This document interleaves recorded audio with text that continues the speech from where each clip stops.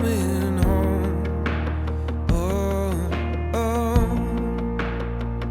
I'm coming home.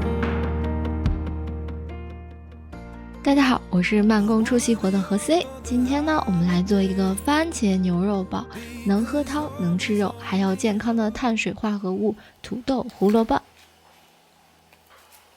先来准备一下香料，所有的香料呢都不多，尤其是丁香，太多会腻，不清爽。这个呢是泡水1个小时的牛腩，现在我们来切块。我们家呢是不喜欢切的小小的，大口吃肉才过瘾。之后呢就是冷水下锅穿烫一下，因为我这个呢是已经泡过水了，就不需要添加葱姜去异味了。我现在准备一些土豆、胡萝卜、洋葱还有番茄。洋葱去皮切片，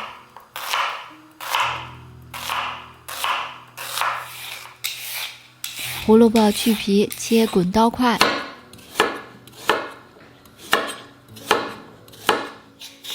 土豆呢削皮切块，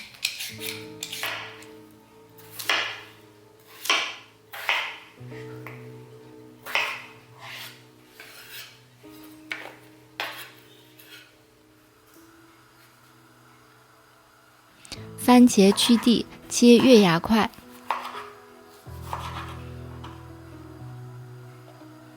我们来清洗一下牛肉，去掉上面的血沫子。之后呢就是炒糖色，放入少量的油和白糖，等白糖变成琥珀色冒烟，再放入牛肉。牛肉放进去的时候呢，不要翻动，不要打扰它们和白糖的充分接触。为了表示自己还有一点高中化学的基础呢，我就说一个词：梅拉德反应。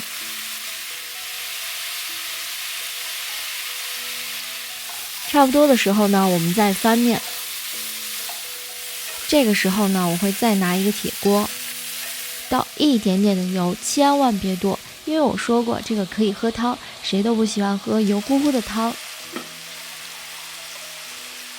先放洋葱，慢慢的煸香，之后呢，我们再放入番茄，放一点点的盐，让番茄快速软烂出汁。之后呢，放入牛腩，翻炒一下。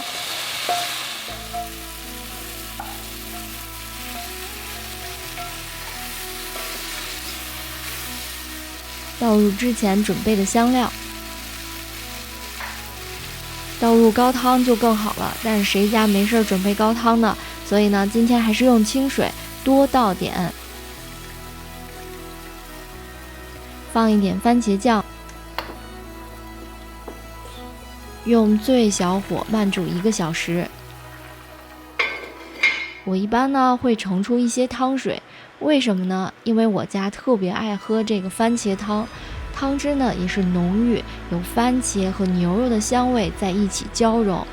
冬天呢喝一碗特别的暖心，所以这也是前面我不让大家多放油的原因，保持汤汁的清爽。这个时候呢，我会先放入土豆炖煮10分钟，之后再放入胡萝卜。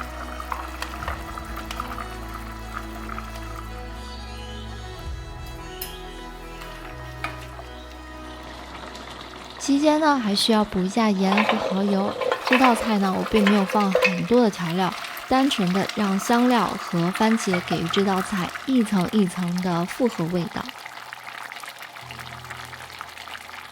再煮一会儿就好了。我不是什么大厨，但是分享出来的都是我自己最拿手的菜，不比饭店里的差。